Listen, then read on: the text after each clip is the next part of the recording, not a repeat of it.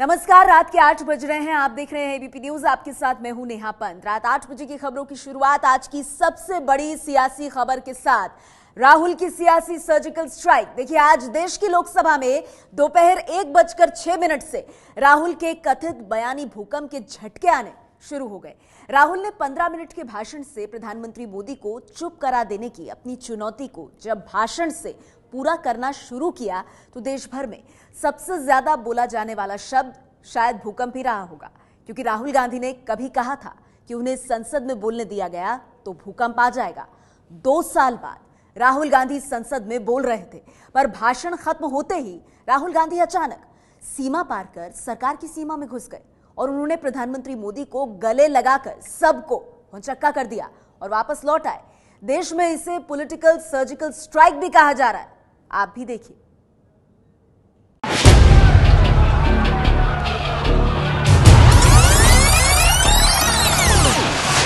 देश ने संसद में ऐसा चित्र पहली बार देखा, जबकि विरोधी दल का प्रमुख संसद सदस्य भाषण खत्म करे और अचानक तेज कदमों से चलकर प्रधानमंत्री के पास पहुंच जाए, उन्हें खड़ा होने को कहे और जब तक प्रधानमंत्री कुछ समझे उनके गले लग जाए। और उतनी ही तेजी से पीछे हटकर जाने लगे तो पीएम हैरानी छोड़ उसे वापस बुलाएं, हंसे और हंसते हुए हाथ मिलाएं। बीजेपी ने इसे संसद का मनोरंजन कहा और कांग्रेस ने संसद में भूकंप का नाम दिया। 2 साल बाद राहुल गांधी संसद में भाषण देने के लिए खड़े हुए थे। काफी दिनों से कांग्रेस का ये आरोप रहा है कि उन्हें संसद में बोलने नहीं दिया जाता। गुजरात विधानसभा चुनाव से पहले राहुल गांधी ने कहा था कि अगर उन्हें बोलने दिया जाए तो संसद में भूकंप आ जाएगा। कर्नाटक चुनाव के दौरान राहुल ने कहा कि अगर सरकार ने उन्हें 15 मिनट बोलने दिया तो पीएम की बोलती बंद कर देंगे। आज सुबह से ही देश को राहुल गांधी के उस 15 मिनट के भाषण और उससे आने वाले भूकंप का इंतजार था। 15 मिनट की जगह 45 मिनट तक बोलने के बाद राहुल गांधी अपनी सीट से आगे बढ़े। लोकसभा स्पीकर समेत किसी को अंदाजा नहीं था कि राहुल कहां जा रहे हैं। सुमित्रा महाजन के चेहरे पर हंसी थी। तभी कैमरा घूमता है, राहुल दोनों हाथ फैलाए आगे बढ़ रहे हैं। पिछली कतार में बीजेपी के सांसद खड़े हैं। जयंत सिन्हा खड़े होकर हंस रहे हैं, ताली बजाना शुरू कर दिया। स्मृति ईरानी, अनुराग ठाकुर, किरेन रिजिजू, रामकृपाल यादव समेत कई सांसद बैठे हुए हंस रहे थे। राहुल का भाषण खत्म हुआ था और राहुल सत्ता पक्ष की तरफ आगे बढ़ रहे थे। इसी के बाद राहुल गांधी प्रधानमंत्री मोदी से उठने का इशारा करते हैं। मोदी बैठे बैठे अभिवादन स्वीकार करने के लिए हाथ आगे बढ़ा देते हैं, लेकिन राहुल उनके करीब आकर फिर मोदी से उठने का इशारा करते हैं। पीछे बैठे सांसदों के हाव भाव बदल जाते हैं। जयंत सिन्हा और गिरिराज सिंह के चेहरे के भाव को देखिए। सामने प्रधानमंत्री मोदी भी इसी तरह राहुल गांधी के अचानक आने से हैरान है।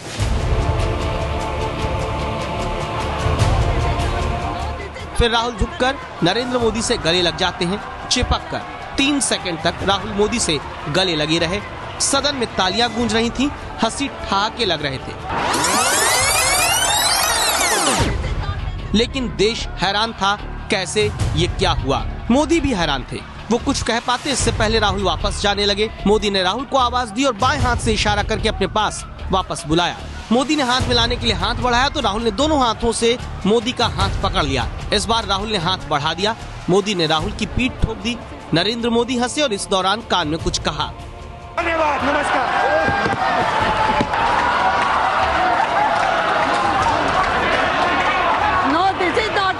This is not necessary. No. Nirmala ji.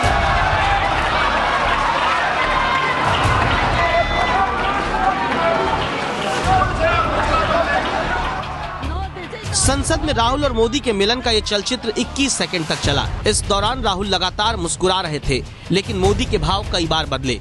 कभी हैरान, कभी परेशान, कभी ठहाके लगाकर हंसते दिखे। लेकिन मोदी राहुल मिलन की नौबत संसद में क्यों आई? क्यों राहुल ने ऐसा किया? क्यों राहुल मोदी के गले पड़ने से पहले सांसद हंसे, फिर हैरान हुए और उसके बाद खुश हो गए? इसको समझिए। आप सोचोगे कि मेरे दिल में प्रधानमंत्री के खिलाफ गुस्सा है, क्रोध है, नफरत है। इन्होंने मुझे कांग्रेस का मतलब समझाया कि इन्होंने मुझे हिंदुस्तानी